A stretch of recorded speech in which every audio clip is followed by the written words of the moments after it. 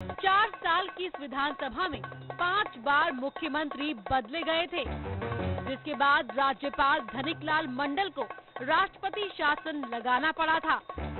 इस दौरान ओम प्रकाश चौटाला 3 बार मुख्यमंत्री की कुर्सी पर बैठे और हटे, लेकिन उनका कार्यकाल महज 6 महीने 12 दिन का रहा।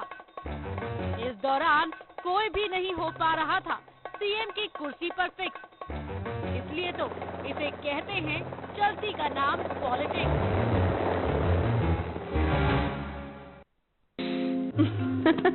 खाने को टेस्टी बनाता है लक्ष्य शुद्ध देशी घी। खुशबू और स्वाद में हिट, सेहत को रखे फिट। लक्ष्य शुद्ध देशी घी, स्वाद और सेहत की बात शुद्धता के साथ। भाई राम राम। राम राम भाई, राम राम। आ भाई विजय बैठ। अरे क्यों कराना हो यार? भाई तेरे रुपये देना आया था।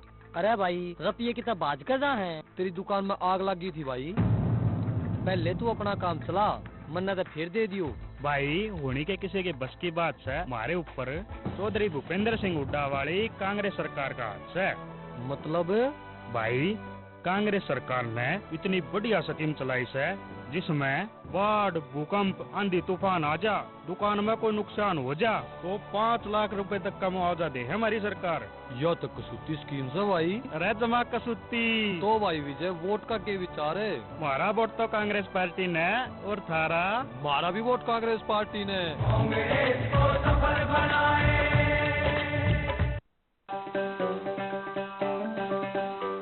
पहली बार प्रीपेड एटीएम कार्ड से पैसे निकाले, सचमुच जिंदगी बदल गई। मिल गए। पहली बार इतनी जल्दी गांव पैसे पहुंचे, सचमुच जिंदगी बदल गई। सर पहली बार बिना लाइन में खड़े टिकट निकाली, सचमुच जिंदगी बदल गई। अब इट्स कैश वर्ल्ड आउटलेट से prepaid ATM card, money transfer, mobile recharge, rail और बस बुकिंग सब मुमकिन। It's cash. बदलेगी जिंदगी सचमुच।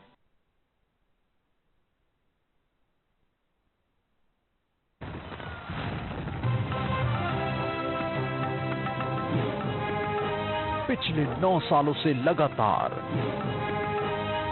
आपका number 1 news channel total TV news.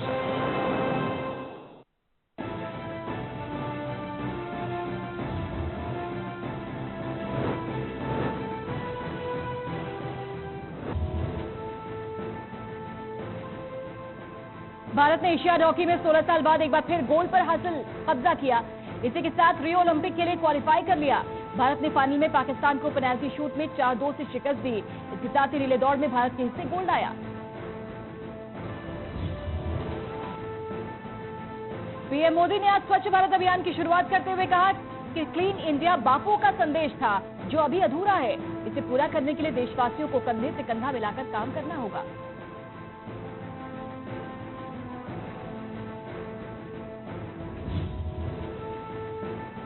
वहीं इससे पहले पीएम मोदी ने वाल्मीकि बस्ती से स्वच्छ भारत अभियान की शुरुआत की और बच्चों के साथ मिलकर खुद झाड़ू हाथ में लेकर सफाई की। साथ ही पीएम ने बच्चों को ऑटोग्राफ भी दिए।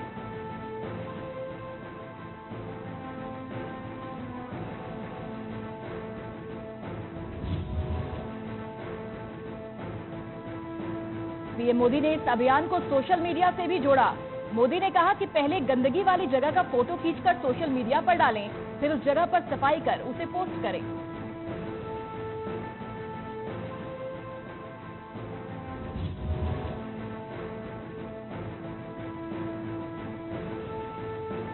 गृह मंत्री राजनाथ सिंह ने कहा कि 2019 तक पूरे भारत को स्वच्छ बनाकर दम लेंगे, क्योंकि देश अब जब स्वच्छ होगा तभी स्वस्थ बनेगा। राजनाथ ने यहां चारबाग स्टेशन पर स्वच्छ भारत अभियान की शुरुआत करते हुए कहा कि स्वच्छता में परमात्मा बसता है। भारत स्वच्छ अभियान में सरकार के आह्वान के बाद देश भर में सफाई अभियान जारी है। विपक्षी पार्टियों के अलावा क्रिकेटर और फिल्मी हस्तियां भी सफाई में जुटी।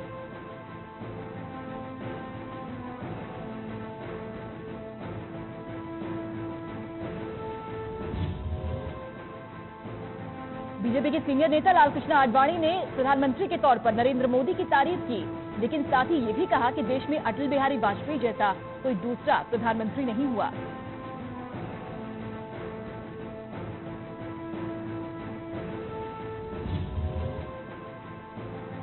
खबर है कि मनसे प्रमुख राज ठाकरे ने केंद्रीय मंत्री और बीजेपी के नेता नितिन गडकरी के साथ अमरावती में मुलाकात की।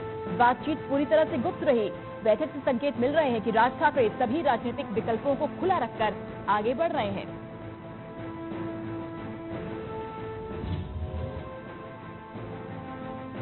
शिवसेना और बीजेपी के बीच महाराष्ट्र चुनाव को लेकर तल्खी बढ़ती जा रही है। उद्धव ठाकरे ने कहा कि अगर मोदी की लहर है तो पीएम मोदी को ढेर सारी चुनावी सभाओं को संबोधित करने की जरूरत क्यों महसूस हो रही है।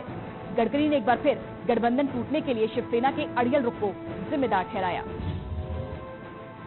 महंगाई की मार झेल रहे लोगों को रेलवे ने झटका दिया। तत्काल टिकट को महंगा कर दिया गया है। रेलवे ने 1 अक्टूबर से तत्काल कोटे के 50% टिकटों पर प्रीमियम चार्ज लगा दिया है। इस योजना के तहत तत्काल कोटे के 50% टिकटों पर सामान्य किराया लगेगा।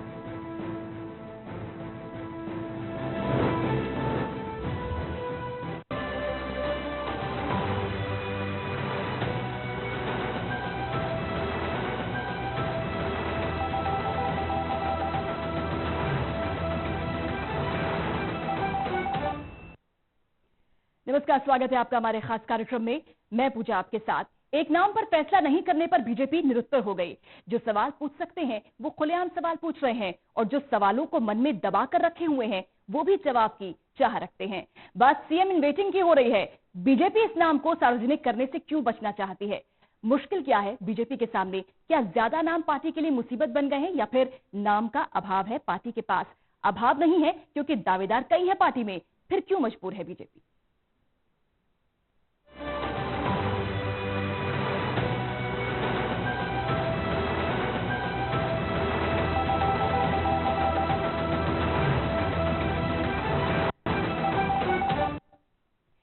तो सत्ता की चाहत तो है बीजेपी को, लेकिन उस सत्ता का सरदार कौन होगा ये नाम अब तक तय नहीं है। लेकिन नेताओं के मन में सरदार बनने की संभावनाएं लगातार हिचकोले मार रही हैं। कई मौकों पर ये बात सामने भी आ चुकी है, लेकिन मुश्किल है दिल्ली दरबार में, जहां बैठे बीजेपी के नेता इन संभावनाओं पर मोहर नहीं लगा रहे। मैं आपसे आज के दिन यूं कह करके जा रहा हूं कि आप मुझे एमएलए दो, मैं तुम्हारे को हरियाणा की सरकार। शब्दों पर गौर कीजिए, दोबारा सुनिए। मैं लंबा चौड़ा आप लोगों से नहीं मांगा। मैं आपसे आज के दिन यूं कह करके जा रहा हूं कि आप मुझे एमएलए दो, मैं तुम्हारे को हरियाणा की सरकार। आप मुझे एमएलए दो, मैं तुम्हारे को हरियाणा की सरकार। हिंदी के व्याकरण में मुझे और हमें के बीच काफी फर्क है। राव इंद्रजीत जनता से एमएलए मांग रहे हैं, बदले में वो उन्हें सरकार देंगे। ये बात राव इंद्रजीत कह रहे हैं। व्याकरण की दृष्टि से देखें तो ये शब्द व्यक्ति विशेष के लिए है। यहाँ व्यक्ति भी राव इंद्रजीत हैं और विशेष भी वही है। शब्दों के चयन ने एहसास करा दिया है कि बीजेपी की उस लिस्ट में अपना नाम शामिल करने की इच्छा ये भी रखते हैं जिसके दावेदार तो कई हैं, लेकिन रजामंदी किसी पर नहीं बनी। रामविलास शर्मा भी है, मनोहर लाल खट्टर भी हैं और भी नाम है, लेकिन दिल्ली में बीजेपी के नेताओं को इनमें से कोई नाम अब तक नहीं भाया है। दिल की भावना जुबां पर तो आ ही जाती है। राव इंद्रजीत की भी आ गई। कांग्रेस छोड़कर बीजेपी में आए और गुड़गांव से सांसद बनकर दिल्ली पहुंच गए। दिल्ली में मोदी को भा गए, इसलिए रक्षा राज्य मंत्री की कुर्सी मिल गई। अब इनका तन तो दिल्ली में है, लेकिन मन हरियाणा में रमा है। यहाँ संभावनाएं ज्यादा दिख रही है। राज्य मंत्री की जगह मुख्यमंत्री की तख्ती लग जाए तो बुराई क्या है। Election desk, total news. जी हाँ, तो हरियाणा में सीएम की कुर्सी संभालने के लिए बीजेपी के पास चेहरों की तो कमी नहीं है, योग्यता भी है उनमें, लेकिन इसमें से किसी एक चेहरे पर बीजेपी की सभी नेताओं को राजी करना, उस एक नाम को सभी का समर्थन मिले, इस मुश्किल को बीजेपी जानती है। आइए देखते हैं कि बीजेपी में वो कौन से चेहरे हैं जो सीएम पद के दावेदार हैं।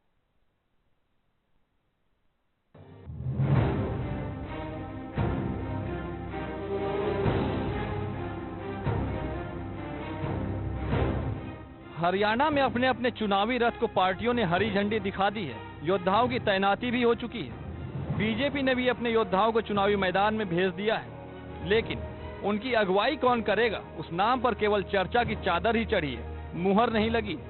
देखते हैं बीजेपी में वो कौन है जो सीएम पद के दावेदार की कतार में खड़े हैं। प्रदेश अध्यक्ष रामविलास शर्मा। बीजेपी में सीएम पद के दावेदारों में पहला नाम प्रदेश अध्यक्ष रामविलास शर्मा का आता है। बीजेपी को अपनी वफादारी के कई साल दिए हैं, इसलिए इनाम के हकदार भी है। राव इंद्रजीत सिंह।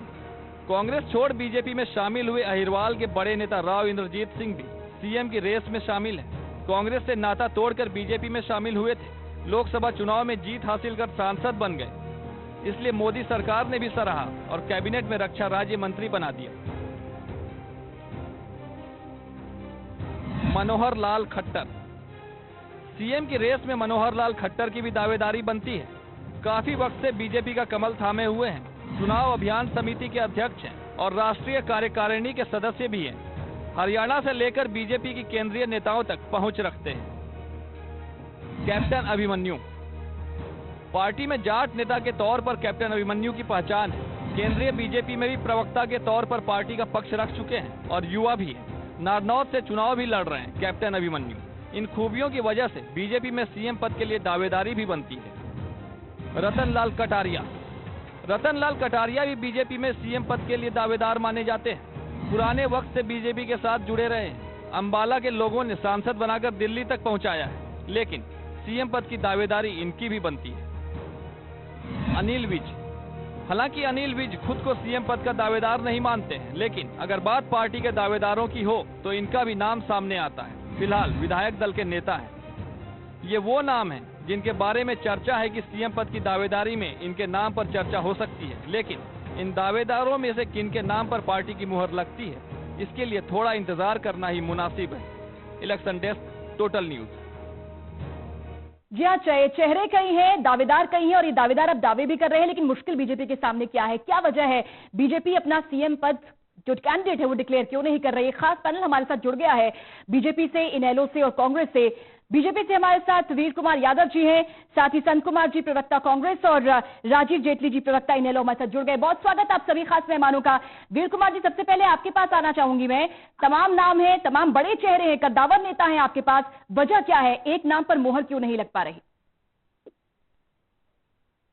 वीर कुमार जी,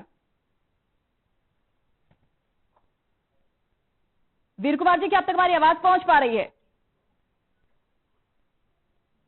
चलिए संपर्क करेंगे, लेकिन हमारे साथ संत कुमार जी भी हैं और राजीव जेटली जी भी जुड़े हैं। संत कुमार जी, आपका पहला रिएक्शन क्या है? बीजेपी की जो स्थिति इस समय चल रही है, दावेदार कई हैं, मजबूत नेता है इस समय बीजेपी के पास। ये बगैर गुल्ले की बात है। वीर कुमार जी जुड़ गए थे, लेकिन वो आपके सवाल का जवाब नहीं दे सकते थे, इसलिए उन्होंने ये बहाना ले दिया मुझे आवाज सुनाई नहीं दे रही। आवाज सुनाई दे रही है उनको। इनके पास कोई चीफ मिनिस्ट्री का कैंडिडेट है नहीं। मनोहर लाल खट्टर जैसे लोग अपने आप को मुख्यमंत्री दावेदार में पेश करने लग रहे हैं। ये जहां भी जाते हैं, कल अभिमन्यु के बारे में कह दिया, परसों विज के बारे में कहते हैं, कभी रामविलास शर्मा के बारे में कहते हैं। ये बगैर दुल्हे की बारात है।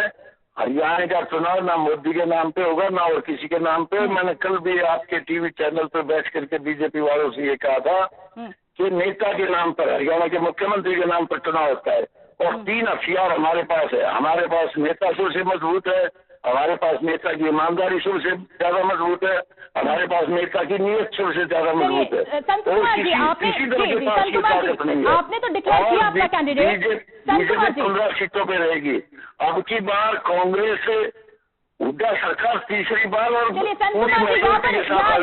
कैंडिडेट की हम बात कर रहे हैं, चर्चा कर रहे हैं। आपने जैसे ही सीएम हुड्डा को नेक्स्ट इलेक्शन के लिए प्रोजेक्ट किया, आपकी पार्टी की क्या स्थिति रही? बगावत का दौर शुरू हो गया, नाराजगी का दौर शुरू हो गया? बगावत हमारी पार्टी में नहीं आई, हमारी पार्टी में मजबूती आई। जो लोग पार्टी को कमजोर करना चाहते थे, संत जी आपके तो बड़े बड़े लीडर, बड़े बड़े नाम आपकी पार्टी को छोड़कर चले गए।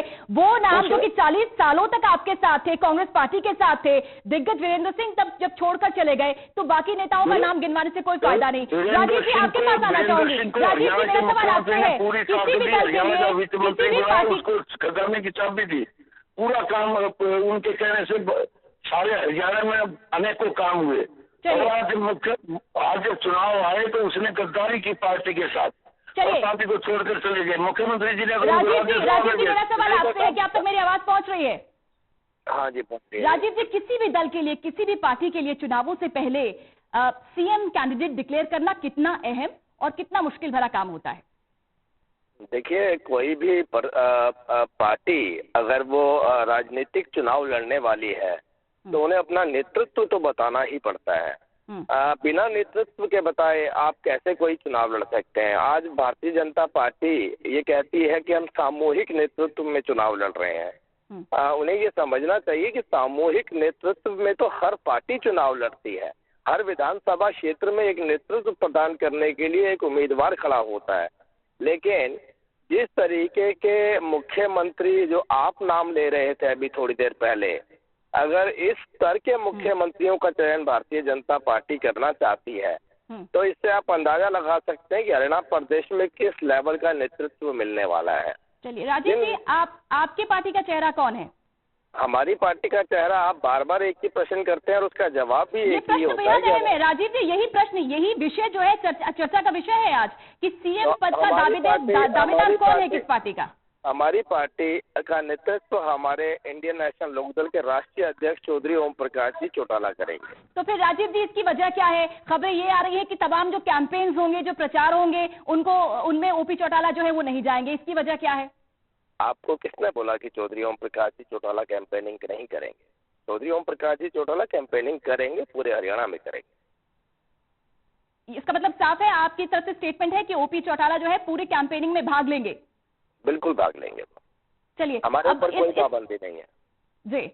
लेकिन खबरें ऐसी आ रही थी राजीव जी कि ओम प्रकाश चौटाला जो हैं वो किन्हीं वजहों से, हालांकि ऐलान तो किया था जींद रैली में उन्होंने कि मैं प्रचार में जाऊंगा, जनता के बीच जाऊंगा, लेकिन खबरें इस तरह की आने लगी बाद में कि ओपी चौटाला शायद डर गए हैं बीजेपी से, इसकी वजह से वो कैंपेन से दूर रहेंगे। चलिए, एक ब्रेक का वक्त हो गया है। चर्चा लगातार जारी है कि आखिरकार क्या वजह है। तमाम दल अपना कैंडिडेट डिक्लेयर कर रहे हैं, लेकिन बीजेपी के पास चेहरे बहुत है, दावेदार हैं, और अब ये दावेदार दावा भी कर रहे हैं, लेकिन मोहर किसी एक नाम पर क्यों नहीं? एक ब्रेक, जल्द हाजिर हो रहे हैं।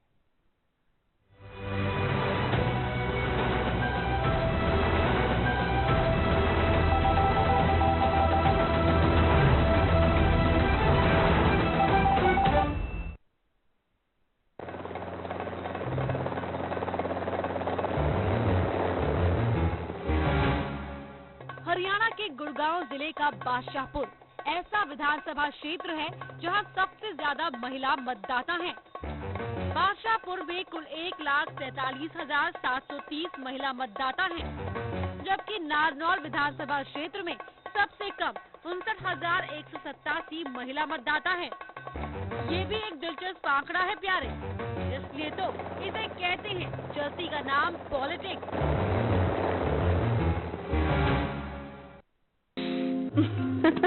खाने को टेस्टी बनाता है लक्ष्य शुद्ध देशी घी। खुशबू और स्वाद में हिट, सेहत को रखे फिट। लक्ष्य शुद्ध देशी घी, स्वाद और सेहत की बात शुद्धता के साथ।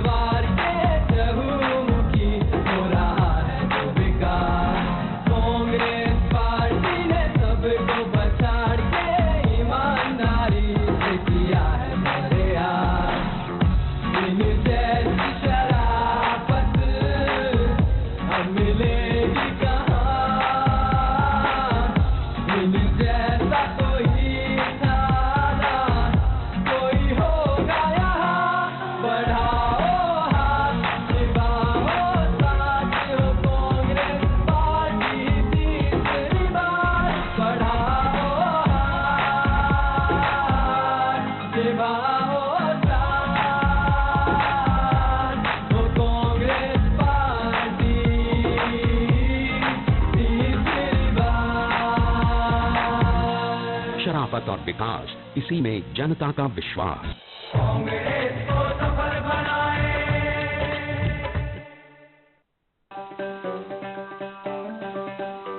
पहली बार प्रीपेड एटीएम कार्ड से पैसे निकाले, सचमुच जिंदगी बदल गई।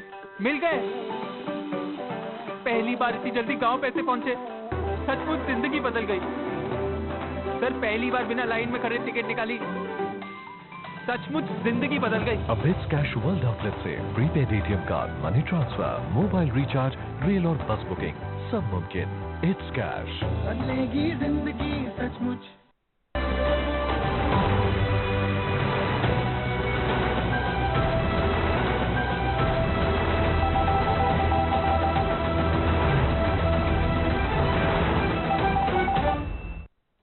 तो केंद्रीय मंत्री राव इंद्रजीत सभा में जाते हैं और भरी सभा के बीच जनता में ये कहते हैं कि आप मुझे एमएलए दीजिए, मैं आपको सरकार दूंगा। यानी साफ तौर पर प्रोजेक्ट करना चाहते हैं कहीं ना कहीं बीजेपी के लिए खुद को हरियाणा का सीएम।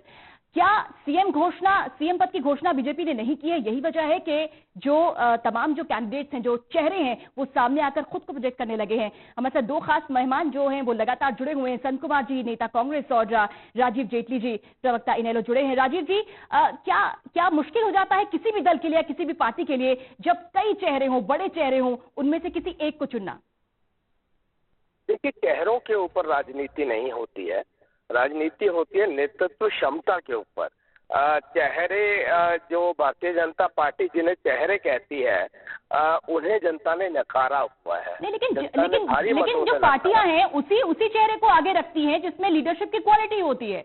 मैं यही बताने की कोशिश कर रहा हूँ, यहाँ भारतीय जनता पार्टी लीडरशिप को आगे नहीं रख रही है, चेहरों को आगे रख रही है। और चेहरे भी वो जो रिजेक्टेड चेहरे हैं, डेमोक्रेटिकली रिजेक्टेड चेहरे हैं। लेकिन अभी तो बीजेपी ने किसी चेहरे को आगे रखा ही नहीं। अभी तो वो मोदी के नाम पर ही विधानसभा चुनाव में उतर रहे हैं। मुश्किल तो यही है। इसी बात को लेकर ये चर्चा है कि आखिरकार वजह क्या है, बीजेपी सीएम पद डिक्लेयर क्यों नहीं कर रही? संत कुमार जी, आपका रिएक्शन क्या है? क्या आपको ऐसा लगता है किसी भी पार्टी में जब बहुत सारे चेहरे होते हैं तो उस दल के लिए बड़ी असमंजस की स्थिति होती है कि आखिरकार किसका नाम सामने रखा जाए?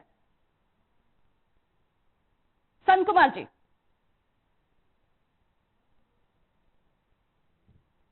संत कुमार जी, क्या अब तक हमारी आवाज पहुंच पा रही है? संत कुमार जी, क्या अब तक हमारी आवाज पहुंच पा रही है? राजीव जी,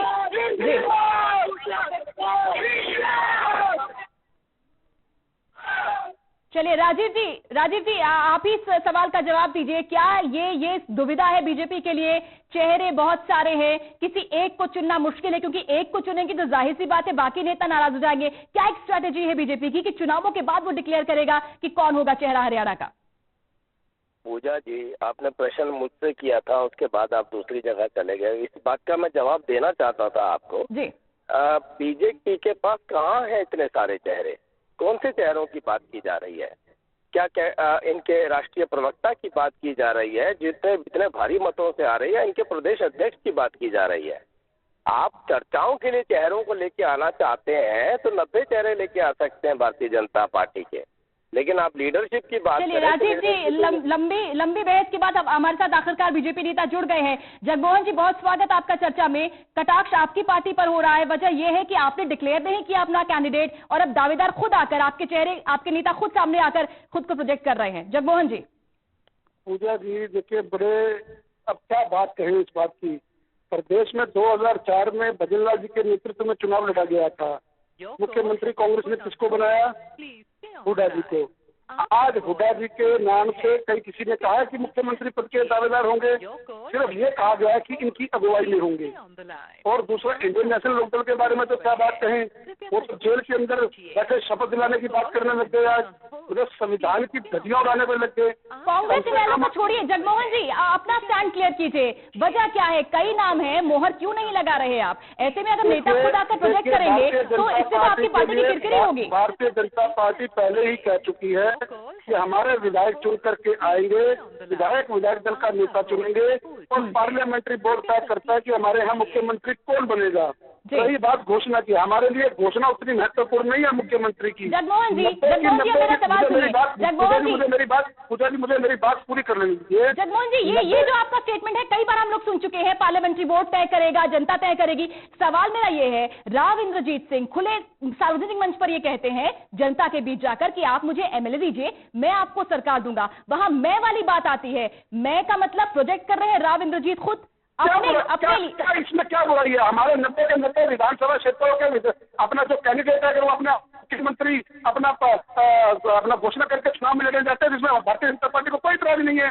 भारतीय जनता पार्टी के आज जो नेता है वो इतने सक्षम हो गए कि आज प्रदेश में अपना मुख्यमंत्री बनाने की सोचने लगे, प्रदेश में अपनी सरकार बनाने की सोचने लगे, तो इसमें बुराई कहाँ है? इसमें हमारे कोई बुराई नजर नहीं आती। हमारे सभी कार्यकर्ता, हमारे सभी नेता मुख्यमंत्री बनने के लिए सक्षम है। मोहन जी, लेकिन ऐसे में अगर हर नेता जाकर आपका सार्वजनिक मंच पर यह घोषणा करे कि मैं सरकार बना के दूंगा, तो सबके अंदर तो वो भाव जग जाएगा कि जब सरकार बनेगी तो मैं ही मुखिया बनूंगा। ये तो मुश्किल है, ये तो मुश्किल हो जाएगी आपकी पार्टी के लिए। भारतीय जनता पार्टी के अंदर कोई मुश्किल नहीं है। जब हमारी सत्ता हमारे विधायक चुन करके आएंगे, जिनको विधायक दल का नेता चुनेंगे, पार्लियामेंट्री बोर्ड उसको मुख्यमंत्री की मोहर लगाएगा।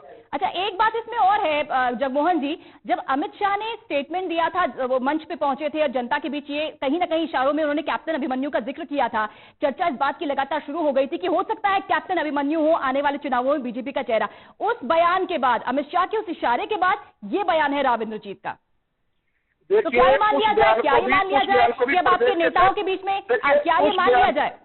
देखिए, उस बयान को भी प्रदेश के सह प्रभारी जी ने बड़ा उसका जो है क्लियर मैसेज दे दिया था। मीडिया को उन्होंने आगे आकर के बात करी थी कि पार्लियामेंट्री बोर्ड तय करेगा कि कोई भी अपना जो मुख्यमंत्री बनेगा वो पार्लियामेंट्री बोर्ड तय करेगा। अगर राव इंद्रजीत जी बयान दे रहे हैं या कोई और नेता बयान दे रहा है तो बयान देने में कोई बुराई नहीं है। वो आकर के ये नहीं कह रहे कि मैं मुख्यमंत्री मैं ही बनूंगा, वो आकर के ये कह रहे हैं कि मेरे हल्के से आप ज्यादा एमएलए जितवा के लाएंगे तो चौधर आपके इलाके में आएगी, इसमें क्या बुराई है?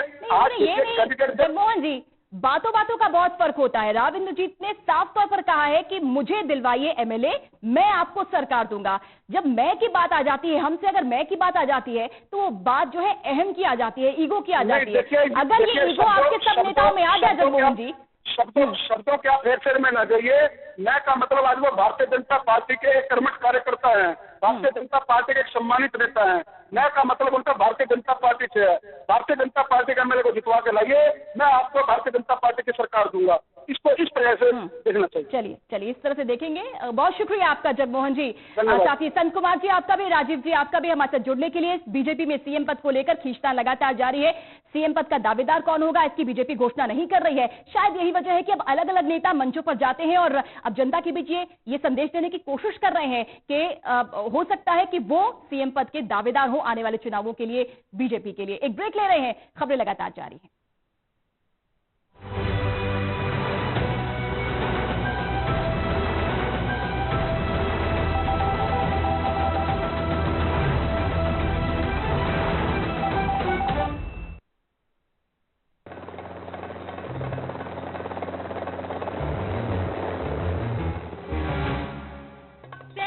बरस के हरियाणा में महिला वोटरों की संख्या 55 लाख से भी ज्यादा बढ़ी है। 1967 को हरियाणा में जब पहला विधानसभा चुनाव हुआ था तब राज्य में महिला मतदाताओं की कुल संख्या 20,57,541 थी, जो जुलाई 2014 में बढ़कर करीब 74.5 लाख हो गई। सियासत में वोटर ही बनाते हैं सरकार का, इसलिए तो कहते हैं चलती का नाम पॉलिटिक्स।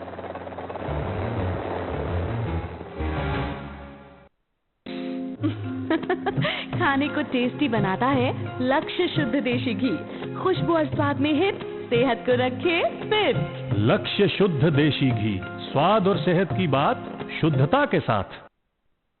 ने संतों, गुरुओं व महापुरुषों के सर्वजन हिताय व सर्वजन सुखाय के सपनों को साकार करने में जुटी बहुजन समाज पार्टी की राष्ट्रीय अध्यक्ष सुश्री मायावती जी की हरियाणा प्रदेश की जनता से अपील है कि यहां सर्व समाज में से गरीबों, दलितों, पिछड़ों एवं अन्य उपेक्षित वर्गों की गरीबी व बेरोजगारी को दूर करने किसानों, मजदूरों, व्यापारियों, कर्मचारियों, वकीलों, युवाओं, महिलाओं, बुजुर्गों एवं भूमिहीनों को खुशहाल बनाने तथा बिजली, पानी, विद्यालय, सड़कें व सभी मूलभूत सुविधाओं की दयनीय हालत में सुधार लाने हेतु इस बार हाथी चुनाव चिन्ह के सामने वाले बटन को दबा के बीएसपी प्रत्याशियों को विजयी बनाएं। पहली बार प्रीपेड एटीएम कार्ड से पैसे निकाले, सचमुच जिंदगी बदल गई। मिल गए। पहली बार इतनी जल्दी गांव पैसे पहुंचे, सचमुच जिंदगी बदल गई। सर पहली बार बिना लाइन में खड़े टिकट निकाली, सचमुच जिंदगी बदल गई। अब इट्स कैश वर्ल्ड आउटलेट से prepaid ATM card, money transfer, mobile recharge, rail और बस बुकिंग सब मुमकिन। It's cash. बदलेगी जिंदगी सचमुच।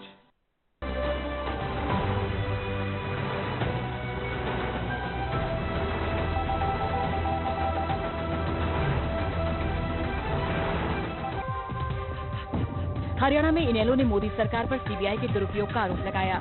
इनेलो नेता दिग्विजय चौटाला ने कहा कि बीजेपी भी कांग्रेस की तरह सीबीआई का दुरुपयोग कर रही है ताकि चौटाला साहब पर आने वाले कोर्ट के फैसले को लटकाया जा सके और प्रदेश में बीजेपी को फायदा हो सके। बहादुरगढ़ में केंद्रीय मंत्री राव इंद्रजीत सिंह ने लोगों को संबोधित करते हुए कहा कि आप मुझे एमएलए दो, मैं आपको हरियाणा की सरकार दूंगा। आज आप सेहत की बात है तो मैं लंबा चौड़ा आप लोगों से नहीं मांगा। मैं आपसे आज के दिन यूं कह करके जा रहा हूं कि आप मुझे एमएलए दो, मैं तुम्हारे को हरियाणा की सरकार। हरियाणा विधानसभा चुनाव के लिए बीजेपी ने अपना मैनिफेस्टो जारी कर दिया है। बीजेपी ने हरियाणा की राजधानी चंडीगढ़ में मैनिफेस्टो जारी किया।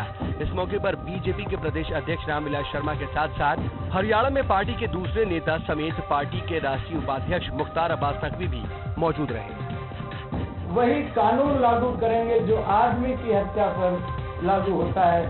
प्राकृतिक आपदा से फसलों के नुकसान की भरपाई के लिए कृषि राहत प्राधिकरण का गठन करेंगे।